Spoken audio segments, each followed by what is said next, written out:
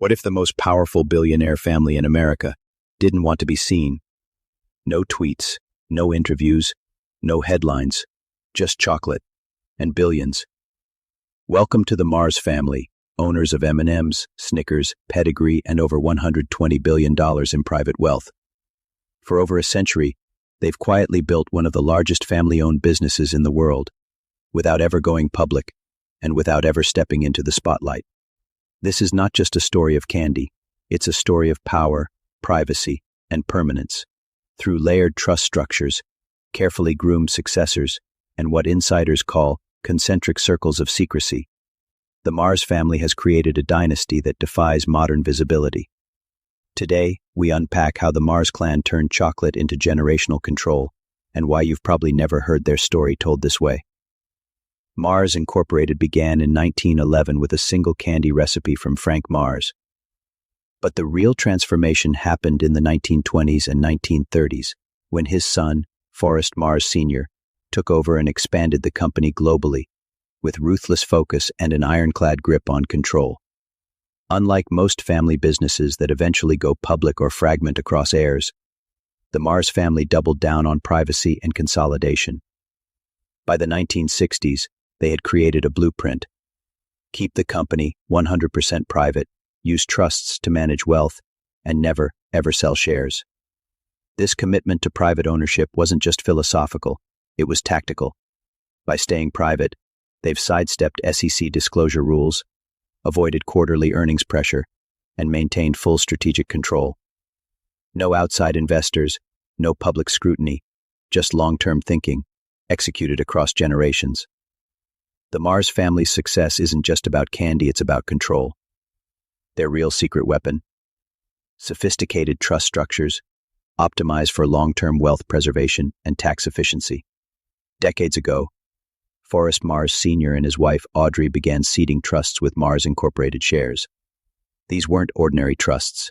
They were likely dynasty trusts created before the 1986 GST tax reforms, meaning they could grow untouched by estate taxes for generations. The family capitalized on private company valuation discounts, like Blom and Block, to transfer ownership at depressed values, slashing their taxable estate by up to 70%. When Forrest Jr. died in 2016, with an estimated $25 billion fortune, estate taxes didn't make a dent. Why? Because the assets had already been moved. By the time his daughters inherited, it was all held through airtight trust structures, executed with surgical precision. The result, not just wealth preservation, but the perpetuation of control, quietly, legally, and permanently. Unlike families that implode under the weight of unclear succession, think Redstone or even early Rockefeller dynamics, the Mars family runs succession like a Fortune 500 firm, with a cloak of invisibility. From the third generation, Jacqueline, John, and the late Forrest Jr., to the fourth generation of daughters and cousins, Mars has developed a slow, deliberate pipeline of leadership. No one inherits a title. Everyone starts at the bottom. Want in, you work elsewhere first. Prove yourself. And only then may you earn a role. Entry level. Victoria Mars, for example, became chairman only after years of independent experience and service. Pamela Mars Wright, another fourth-gen leader, chaired the board, led sustainability initiatives, and now sits on several international boards. This isn't succession by nepotism, it's succession by protocol. Quietly executed, deeply ingrained, and always with the brand. And the family's reputation, held sacred. At the heart of the Mars dynasty lies a quiet engine of generational control: trusts. Long before the 1986 GST tax crackdown, Forrest Mars Sr. and his wife seeded family trusts with Mars Inc. stock. That move didn't just transfer wealth, it built a tax-efficient wealth transfer machine. When Forrest Jr. died in 2016 with a $25 billion fortune, the estate tax owed effectively zero.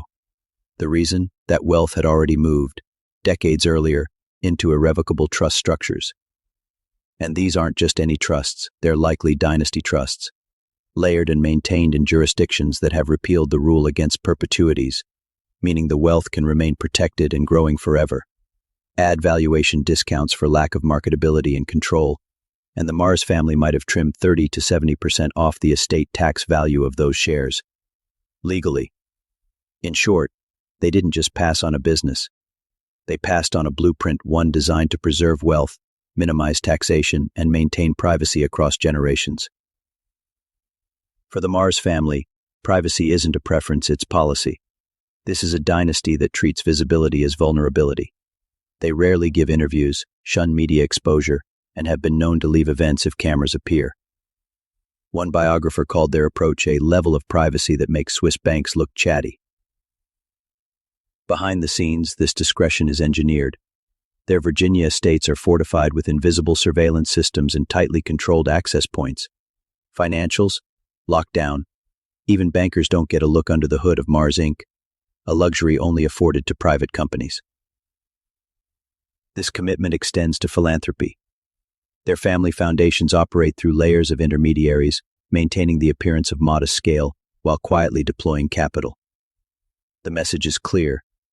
Real power doesn't announce itself. It moves deliberately, invisibly, and on its own terms. The Mars family didn't just build a business, they built an institution designed to endure. Now in its fourth generation, Mars Incorporated is carefully transitioning leadership through what they call the protocol, a mix of apprenticeship, humility, and operational grind. Heirs aren't handed titles, they earn them. Many begin in entry-level roles, proving themselves before being considered for greater responsibility. And this next-gen leadership isn't just inheriting a candy company. Mars Incorporated is now a $54 billion global conglomerate with deep investments in pet care, veterinary services, and sustainability initiatives. In 2024 alone, the company reduced its greenhouse gas emissions by 16%, while growing its top line by over 60%. The message: this isn't about legacy for legacy's sake, it's about preparing the business and the family to remain relevant, influential, and firmly in control for the next 100 years. The Mars family doesn't just make candy, they manufacture control. Through trusts, tax strategy, corporate governance, and generational discipline, they've built one of the world's most enduring financial dynasties, all while staying almost completely out of the spotlight. In a culture where visibility is currency, the Mars family proves that real power often moves in silence. Their empire isn't just built on chocolate, it's built on structure, secrecy, and staying one step ahead of time itself.